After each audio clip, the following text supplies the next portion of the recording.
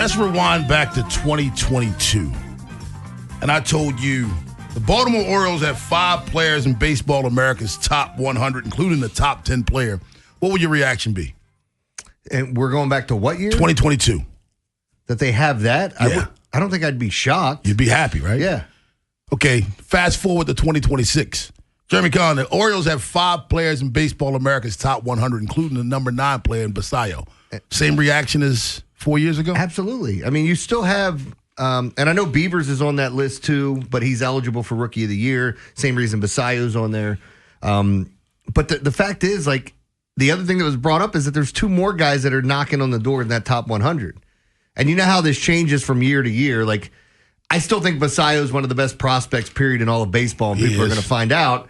But then they list him at like 12th or something. You're going, all right, what's that about? You know? So, but I don't know why you wouldn't be excited about this. And as some people go, well, you don't win a World Series with the players in the minor leagues. Actually, you kind of do because it's cheaper talent. And that's what I'm suggesting. A lot of people, Ed, are like, nobody cares now. We don't care about this top 100. We want top 100 guys now. Gunnar Henderson being in the top players now means more than the top 100 Baseball America. Do you agree with that, Ed, or are you still excited about the top 100? I'm still excited about the top 100, honestly. I mean, because these things are also, they're very subjective. So it's an opinion, but the fact they're in there. By the way, the Mets, White Sox, and Guardians led this with 6 apiece, but I think that's changed for the Mets, right? Because the Mets just made a trade. Yeah, they just traded. Some of those guys are gone. They traded their top hitting prospect, right, Jet. But the other thing is they were able to keep their top 2 pitching prospects, including Jonah Tong. And they got back Tobias Myers and that deal. It's just very interesting to see the perception of some of these teams. Like, I watched Myers this year and go, I think he's the next guy in line, maybe to be their next Peralta or someone. Not as good as that, but Tobias Myers? Yeah. And then the Orioles, the Marlins, and the Brewers are next with 5 players on this top 100 prospect. Shortstops at 28 and right-handed pitchers at 23 lead the position players and how many they have on the top 100. This still excites me. And again, we know, a lot of people are like, we keep hearing about that and it hasn't paid off yet. It has paid off. You've got a guy at second base that was a top 100 prospect. You got a guy at shortstop that was a top 100 prospect. You have a guy at third base that was a top 100 prospect. You have a guy in the outfield, Dylan Beaver, left field, right field, whatever he's going to play, top 100 prospect. You have a guy behind the plate that was a top 100 prospect. It has paid off. You've had 3 winning guys seasons behind the plate that are top. Yeah, how about that? You've had 3 winning seasons. You had a bad year last year, a lot of injuries in that season. I think it absolutely has turned this entire franchise around, getting top 100 prospects. Can I say, if they don't make another move, they need to. If they don't make another move, I still think this is a successful offseason for the direction they're going in. And you do have 5 starters right now as it goes, and there's still time to make moves throughout the regular season. They haven't traded anything. But I don't think that's what fans want to hear after last year's offseason. Can I be honest? Yeah. I don't want to hear that after last year's offseason. And I think it would be so weird to sit here in this spot where you added all these pieces and you did all these great things. You're offering, like, you're in on the top free agents, like legitimately in, not like you showed up and said, hey, I just want everybody to know we made it to the party. But no, they're in on all these things and moving in the right direction. But there's this feeling if they don't sign Framber Valdez or make another move for a starting pitcher, then it's a failure of an offseason. And I understand it. I just don't agree with it. I don't think it's failed offseason. I think you left some meat on the bone. You know what I mean? That's what I think you did. You didn't fail. You already won. You went out and got a power-hitting outfielder in a trade, and then you signed Pete Alonso at first base for 5 years. You can't make those 2 moves and lose. I'm with you because when they signed Ward, I'm like, all right, I liked it, but I wasn't that excited. Then when you get Alonso, I got really excited about Ward. Yeah, now Ward. No, that makes sense now. Yeah. Now, okay. Yeah. I think the Baz deal is going to be way better. Exactly. I forgot about that. I forgot about it. You got him for 3 years. So Jeremy, with that being said, how can they lose? They haven't lost. I know you're not saying it. You guys are all saying the same thing I am. But there's no way you can say the Orioles lost if they don't make another move. My assessment would be, they left a little meat on the bones, but we're good.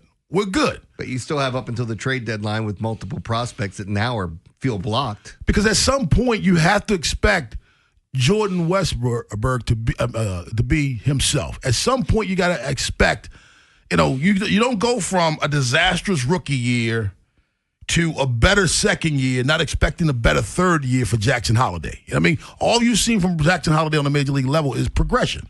So you kind of expect that. Gunnar Henderson, hurt shoulder. I agree with Jonathan and Essex said, I think it was yesterday. He has a lot to prove for him to get back to that next level, and it's all about power. The only part about his game that left last year was power. He became a better defender. He's a great defender last year. I thought he became a better base runner. Definitely a better base runner. I mean, he was going first to third. People forget how fast he is. Yes. I think because he's tall. Oh, he's not just tall. He's huge. Oh, my gosh. Yeah, Guy could play tight end. Yeah. You know how it is, though. A lot of the guys, when you think traditional base steals, leadoff hitters, center field, a lot of them are like 5'9", 5'10", and they're like lightning. But he's big and he can run. I mean, he's one. I think it's deceiving for people. So, yeah. And he's white. Well, that's just it's just one of those prejudices that people have. Speaking of leaving meat on the bones, I didn't want to leave. Let's throw it all out there, man. Well, it's like there's two things. Yes, let's throw it out there. I remember I told you about my friend Jonathan. Yes, I was teasing about you ever going to catch anybody. And then when I caught that guy who ran away on us in Brooklyn, I come back and my team. I was the sergeant. But, this was all black and Hispanic team because it's narcotics. And he goes, "You're the fastest white man I've ever seen." And it's just fastest white man. And then when my kid was running track, I remember showing Preston one of his videos. When he was running against the kid from the Bills, Ty Johnson. Yeah, the running back. Yeah, running back. And I showed Preston the video. He goes, "Huh. You said your kid ran track. I thought it was cross country." Oh, yeah. No. I didn't know he was picking them up and putting them down. But, yeah, I mean, you got to expect these guys. Kyle Bradish, at the end of the season, Jeremy, when he came back from the TJ surgery, he looked like Kyle Bradish. Yep. He did not look like a guy who was recovering from TJ surgery. He looked like Kyle Bradish. And I think one of the scariest, an injury like that, the first thing coming back is being able to trust your body, right? Yeah. Yes. Knee injury, taking that step the first time you jump and you land on it, whether you've gone through, physical therapy and all these things, training to get you back to that point. I think there's such a mental aspect of it that getting through the end of that season afterwards, now it's like this huge relief, and it's like, all right, now we just push forward. Mm-hmm. Kyle Bradish last year pitched 32 innings. You know how many strikeouts he had? I know he had 10 in 5 the one game. He had 32 innings pitched, 47 strikeouts. Yeah.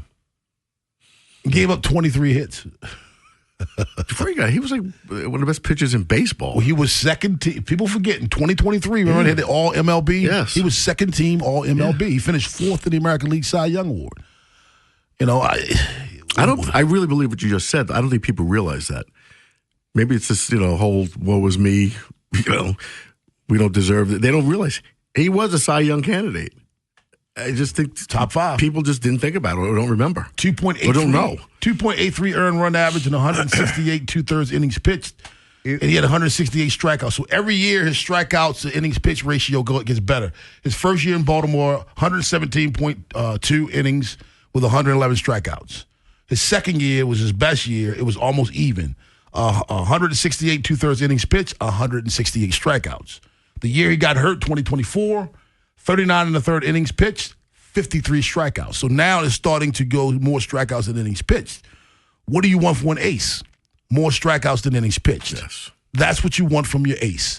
And he's pitched ace-like since really 2023, along with the injuries.